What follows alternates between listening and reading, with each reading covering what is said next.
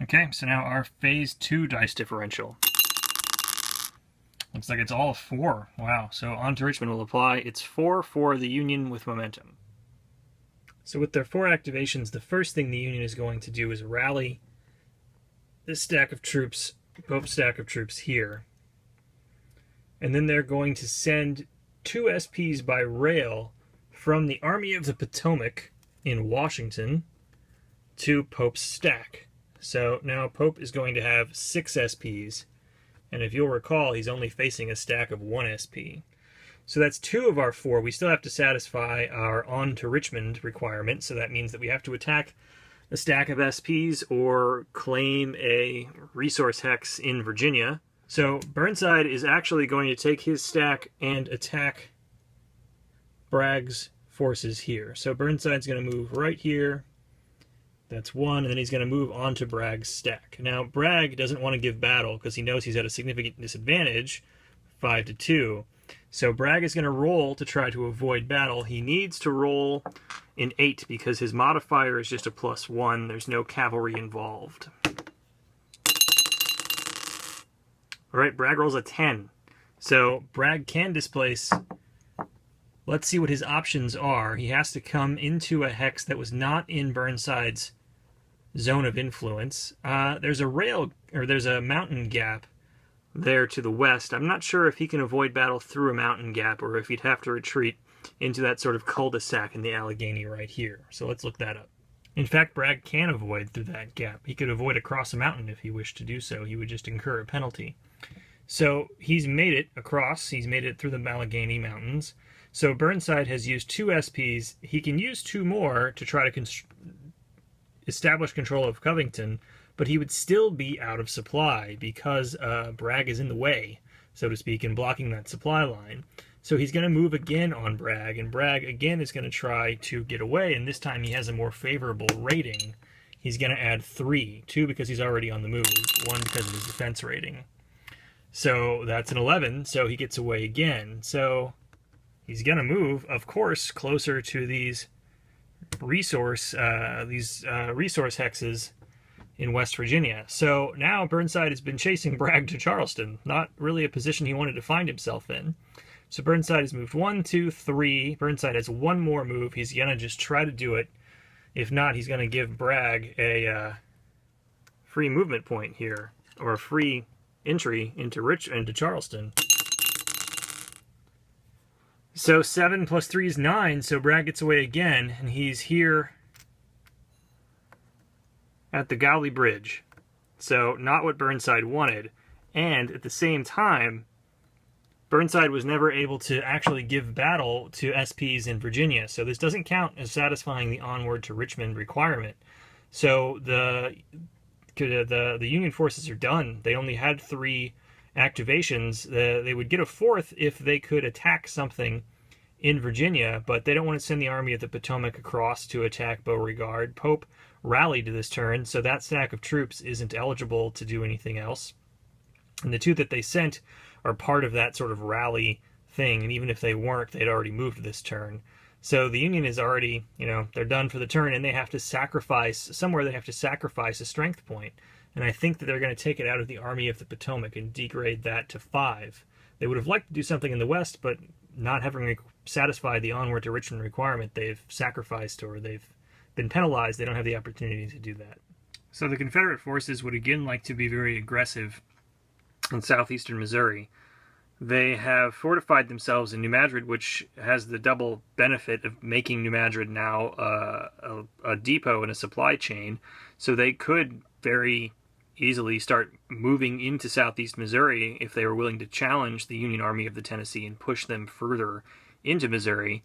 But before they do that, they would like to know that they were going to have ongoing control of the Mississippi River, at least for the rest of this fall turn before 1862. So what they're going to do, first of all, is to engage in a naval battle, river battle, against that one Union naval SP in Cairo. So those 3 SPs have moved up to Cairo. It's sort of in the North's interest to catch them before they get that far, because that will end their turn south of Cairo. They won't be able to interrupt any supply sources on the Mississippi yet, though it doesn't really matter because the Army of the Tennessee is in full supply and could stay that way if they won this naval battle and kept the Southern forces away from Cairo. So it will make a little bit of a difference in case there's a tie battle coming up between those two armies. So the South is going to try to intercept and give fight.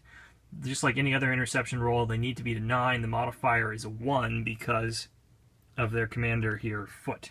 So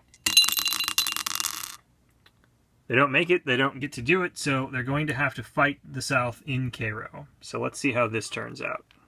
Okay, so the modifiers, the Union gets a +1 because of Foote. And the results here, we have a 4 on the 3 column versus a 3 on the 1 column. You can see that a 4 on the 3 column is a 1. A 3 on the 1 column is only a diamond. So these tiebreakers in naval battles are actually hits, and the 1s are losses of SPs. So because it's a 1, this Union flotilla isn't just damaged, it's outright destroyed. And because of the let's see, on a 1 he rolled a 3. Because of the diamond, there is going to be 1 damage dealt to one of these Confederate units. Now the Northern player gets to choose whether that will be the River Flotilla or the Ironclad. If he chooses the Ironclad then gets to roll, and on a successful roll of a 5 or a 6, I believe 4, 5, or a 6, he just shakes off the damage it's degraded, so that a sinking, a loss of an SP would just be a damage, and a damage would be nothing. So does the Northern player feel lucky here or not? I think he does. I think he's going to apply that hit to the Ironclad. So now the Southern player has to roll to see if the Ironclad is damaged or is able to shrug the damage off.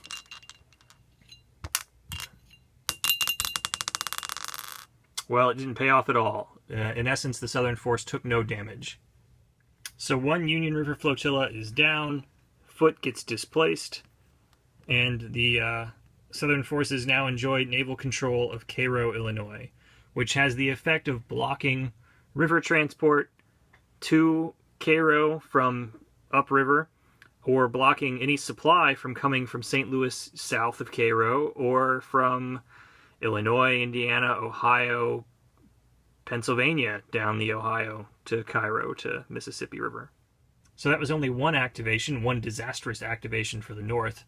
And I think the Southerners are emboldened, and they are going to try to give battle to the Army of the Tennessee, now not in full supply in southeast Missouri. So they have 4 movement points. The Army of the Tennessee can keep running away if they wish, or they can give battle if they wish.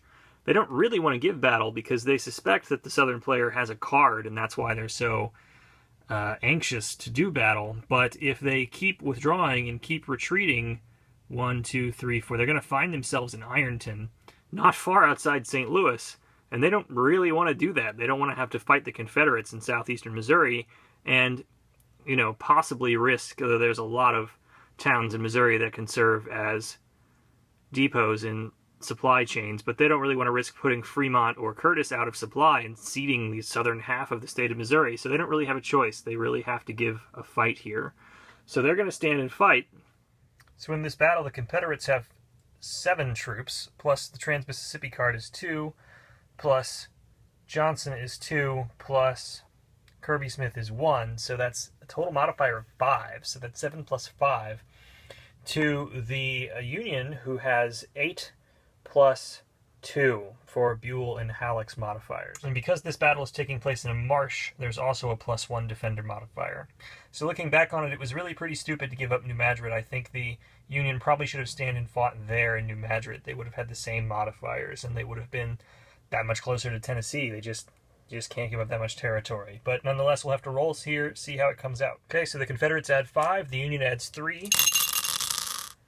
Wow, very high rolls. So that's 14 for the Union and 15 for the Confederates. So you see here, 14 on 8 is 2, and 15 on 7 is 3. So the Union loses. They lose 3 SPs, and the South loses 2 SPs. So those demoralized Union troops have retreated here back to Greenville. The Confederates still have 2 activations. We're going to use one of these activations in the Eastern Theater. Pope's stack of 6 there, menacing this stack of 1, and threatening to infiltrate Virginia and maybe come up behind around Beauregard is really not something we can put up with. Longstreet, because he doesn't have to deal with Burnside at the moment, is really well put to come up and intercept Pope between the Shenandoah and the Blue Ridge Mountains. So I think that's what we're going to try to do. We also have an east card that we can use to give ourselves a bit of an advantage in the fight to come. So Pope elected not to intercept because if he had won, he didn't want to find himself overstretched in a position where Harper's Ferry would be lost. So he's going to stand and fight. So he's going to roll on 6 with no modifiers. Meanwhile, the southern player is going to use an east card, and he's going to roll on 4 with a +3. So he really has the advantage, despite not having the numbers advantage. So South adds 3, Union adds nothing.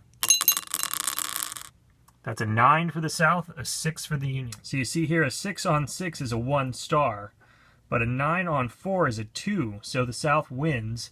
The Union loses 2, the South loses 1. Now a demoralized Pope finds himself back in Harper's Ferry, and the South still has a single activation. So Bragg could move to Charleston, entrench himself, and hope to hold out against any possible attrition roll, or he could try to sneak back across the Allegheny into Virginia. So if he gets to Charleston and entrenches, he will almost certainly have to defend himself against Burnside, because he's still there a threat to run over to Grafton, grab that, or grab Wheeling, and try to grab West Virginia away from the North again. The North can't really handle that. The question is, do we want to tie up Burnside more, or do we want to make an end around? It's a little risky, but I think we want to tie up Burnside more. We want to buy Longstreet a little more time to deal with Pope and his force up there in Harper's Ferry. So I think we're actually going to go to Charleston and see how much time we can buy the Southern forces. So that's 1, 2, and then he'll entrench. So Bragg's entrenchment in Charleston establishes control. Charleston is worth 1 build point, so that's actually going to take the Southern build points up by a single point to 97. Okay, so now in the supply phase, here's Bragg's foraging marker. He's got to make an attrition roll. He's going to add 1 to the number because it's a fall turn, but he's going to subtract 1 from the number because of his attack rating, so it's an even roll. So he only loses an SP on a 6, so let's see what he gets. Looks like he's okay. Time for the next action phase.